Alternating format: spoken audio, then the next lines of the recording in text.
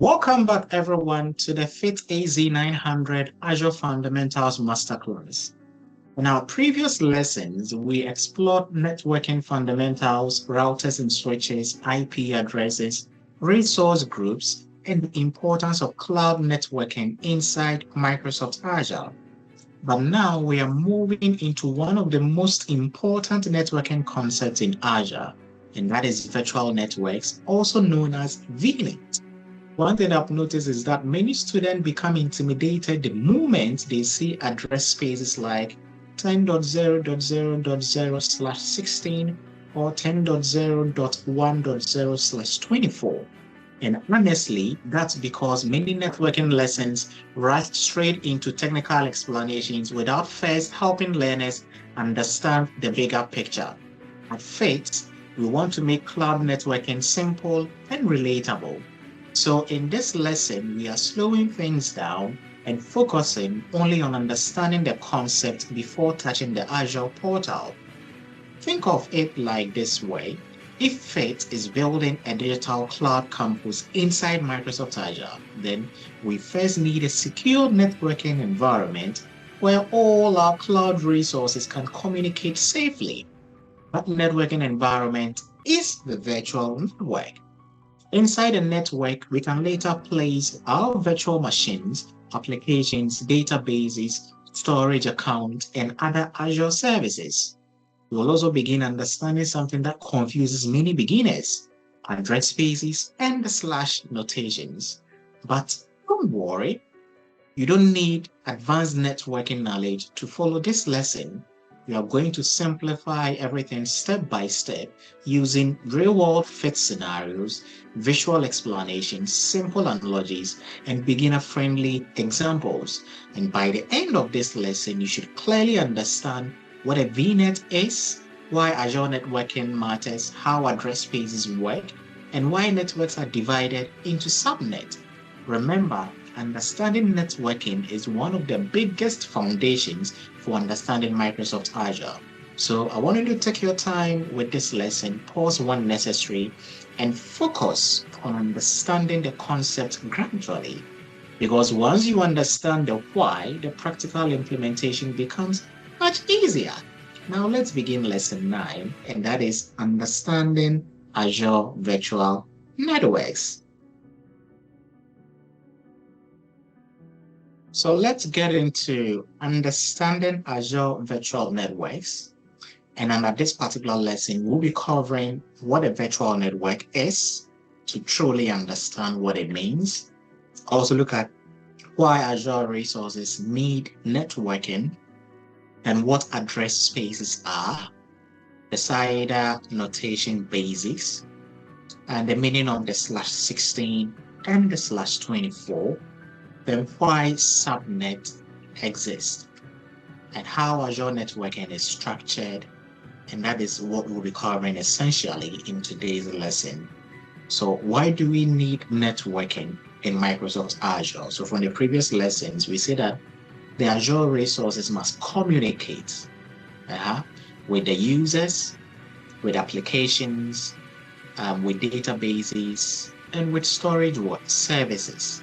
And obviously the internet. So without networking, all of these will not be possible. So it's important that you understand the concept and why it matters. Then what then is a VNet, a virtual network? And that is a private network inside Microsoft Azure. So if it is private, then there is the need for us to talk about private IP addresses, which provides a secure communication environment and also the foundation of Azure networking. Okay. Then let's look at a simple scenario where FIT needs virtual machines, applications, databases, and storage accounts to communicate securely inside Azure. So there is the need for us to build our network infrastructure. So we have the resource group and the VNet. So we created a resource group, and you know that it's something we use to organize our resources. And for all the resources within our resource group to communicate effectively, then we will need what? A virtual network inside Microsoft Azure to connect all these resources within our resource group. Okay. So let's look at a simple real-world analogy, Azure networking analogy, where our resource group, we can say, is our school campus in the cloud, okay? Then the VNet will be the school building. So the resource group is more or less like the land. So that is the layout. Then we have our school building, which is a virtual network. And within the school building, we have individual rooms for different classes. And that will be what? Subnet, okay? Then we can have our virtual machines in there. So the computers for the admin office, we've got the computers for teachers, computers for students, and the various departments, okay? So I want you to understand it in that context. So there is a need for us to understand the address spaces. So we've got an example like a 10.0.0.0/16. What does it mean? Okay, so the 10.0.0.0 is the network starting point. So this is a class A IP address, and the /16 is the size of the network. So any network address you see has the network bit and the host bit. So a simple idea is a smaller slash equates a bigger network. So I'm going to flip and share my screen to take my time, my other screen to take my time to explain what we mean by that. So, okay, so I believe you can see my screen. So I'll take my time to explain the CIDR notation, CIDR, which we usually term as the classless interdomain routing. So I'm going to start with our usual IP, version 4.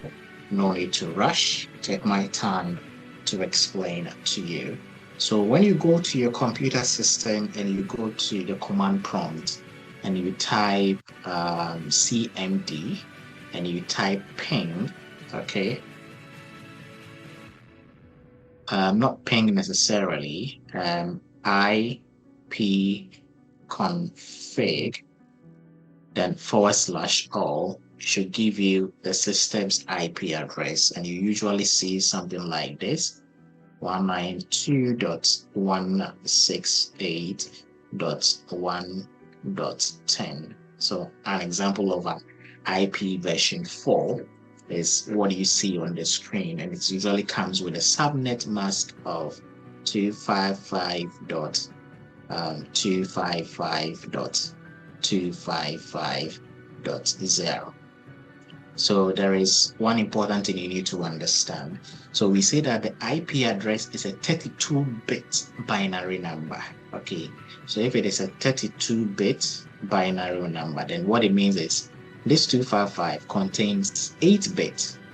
Okay, so we have 1, 1, 1, 1, 1, 1, 1. So 1, 2, 3, 4, 5, 6, 7, 8. Then there is a dot. Then another 8, we turn it on 1, 2, 3, 4, 5, 6, 7, 8.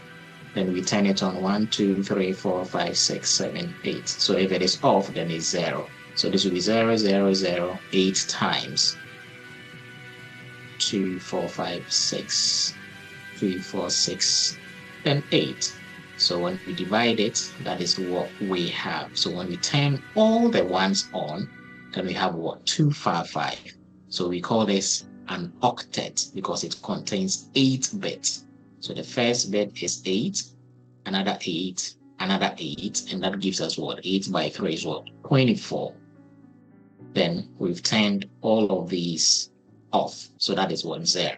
So all of these signifies that this is for the network bit. So if you remember, I mentioned something. I mentioned that for a family, we need to have the same surname. So this is an indication of the network bit if you want to communicate on that network, and the host bit will be the individual computers.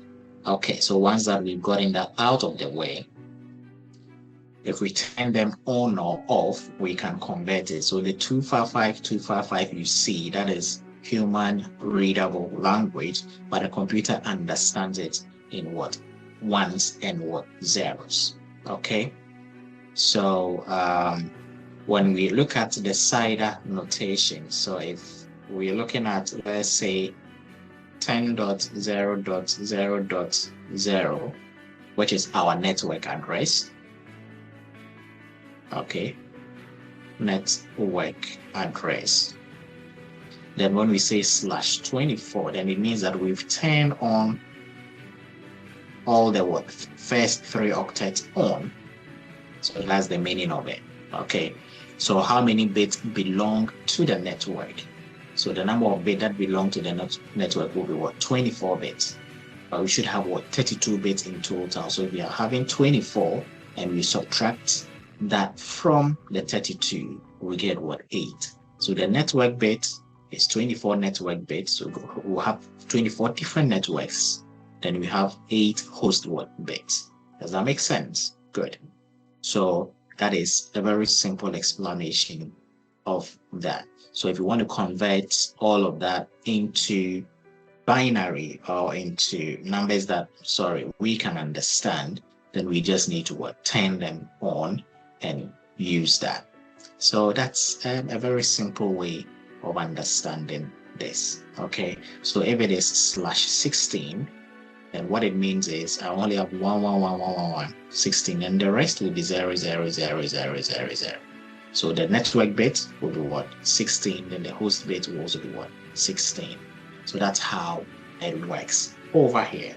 Okay, so what you need to understand is the smaller the CIDR notation, the larger the network.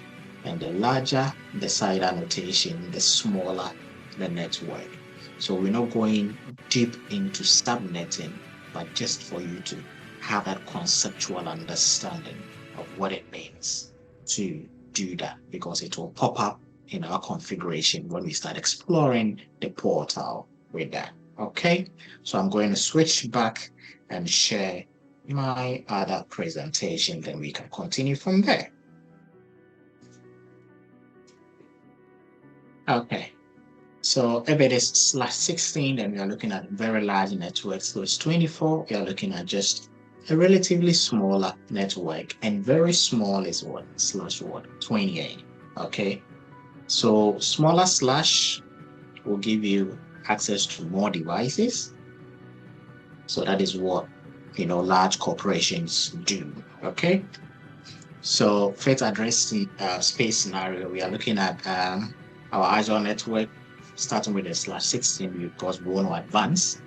And why are we picking this? Because we expect that we have many students all over the world joining, and we need to have many virtual machines running, and for what? Future growth. So that's as simple as that. Okay, so if we want to break network into smaller sections, then we use our slashes. So the main network is /16, and the subnet, maybe 10.0.1, can be the whole subnet for the department of, let's say we're running other IT courses. So maybe those who are into Python, they all be on that particular subnet. Then we have another 1.2/24.3, 10.0.3/24. So these will be assigned different, subnets. And why do we need to have these subnets? And it matters because it helps with better organization. It also improves the security, and it's easier for us to manage. Okay,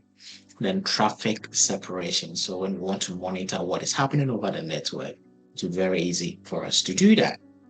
Then the memory trick is very simple: smaller slash bigger network, and you cannot get it wrong. Okay, and bigger slash equates to what? A smaller network. So /16 is large, /24 is medium, /28 is small.